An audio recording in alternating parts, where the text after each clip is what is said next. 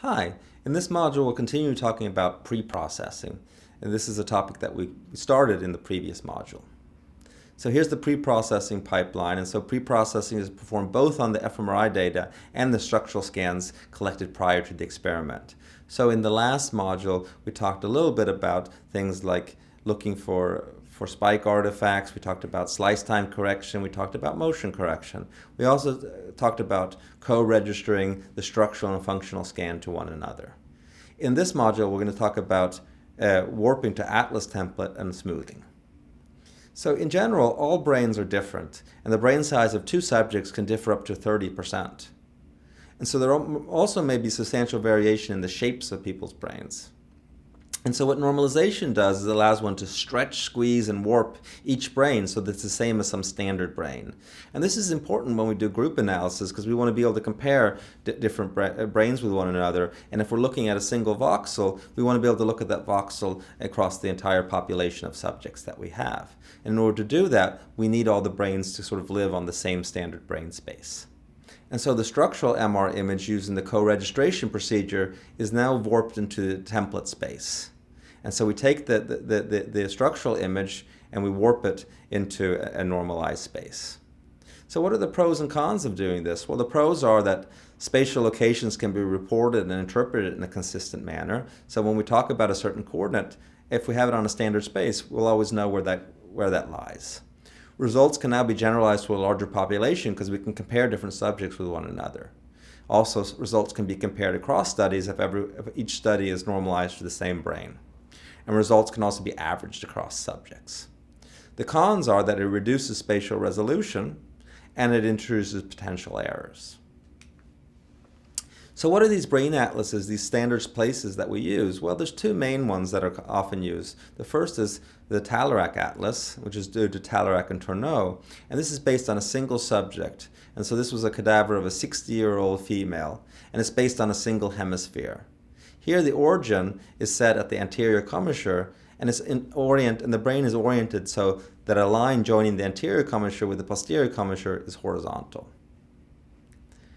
Recently, the MMI Space, or the Montreal Neurological Institute Brain Atlas, has become increasingly popular.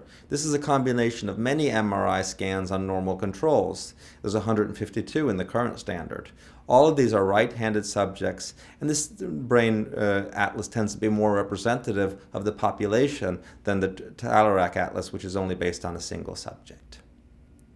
So how do we do normalization? How do we take a person's brain and stretch it and squeeze it and warp it onto the standard thing? Well, there's lots of different ways of doing that. There's landmark-based methods. Here we align anatomical features in the different brains. We find different landmarks in the brain and we try to align them. There's volume-based registration where we use a linear or non-linear transformations, much like we talked about in the co-registration. There's computational anatomy methods, so here we can use diffeomorphic transformations. And there's also surface-based methods, so this work on cortical surfaces, so you sort of blow up the brain and do normalization that way. Now, there's lots of different ways of doing this, and we're not going to go into detail. I just want to sort of give you a flavor for these methods. So the next thing we need to do after normalization is spatial filtering. So in fMRI, it's common to spatially smooth the acquired data prior to statistical analysis. This can increase the signal-to-noise ratio, but it can also validate certain distributional assumptions and remove artifacts. So for example, we often assume that data is normally distributed, and so by smoothing, we can increase that likelihood by averaging over lots of different voxels. So what are the pros and cons of spatial filtering? Well, one of the pros is that it may overcome limitations in the normalization by blurring any residual anatomical differences.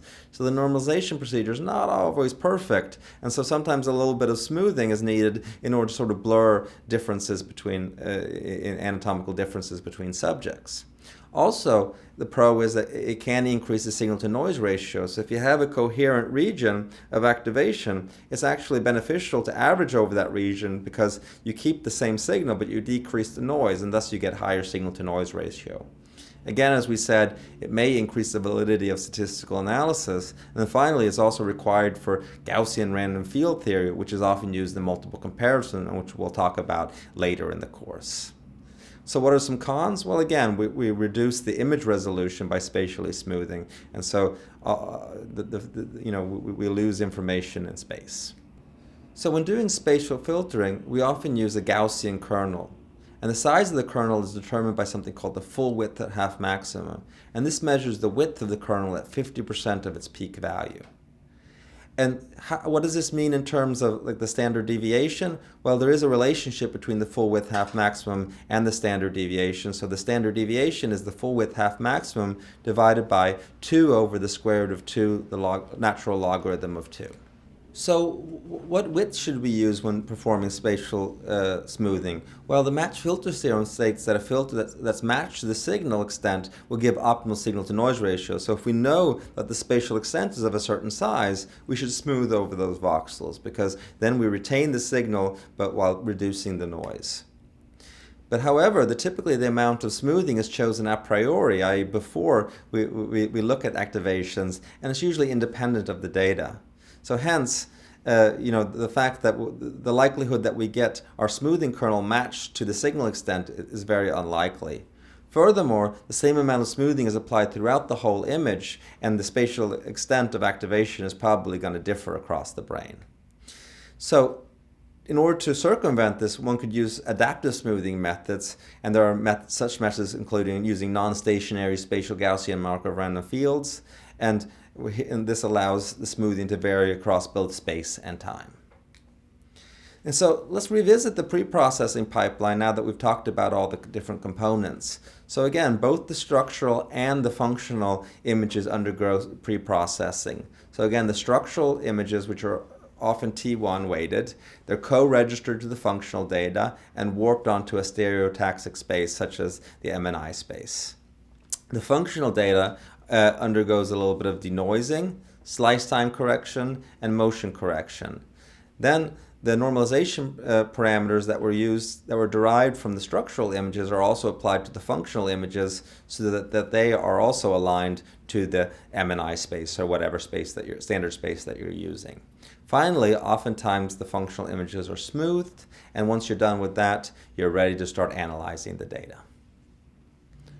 Okay, that's the end of this module. Here we've talked about pre-processing, and now we should be ready to start doing some statistical analysis. Okay, I'll see you in the next module. Bye.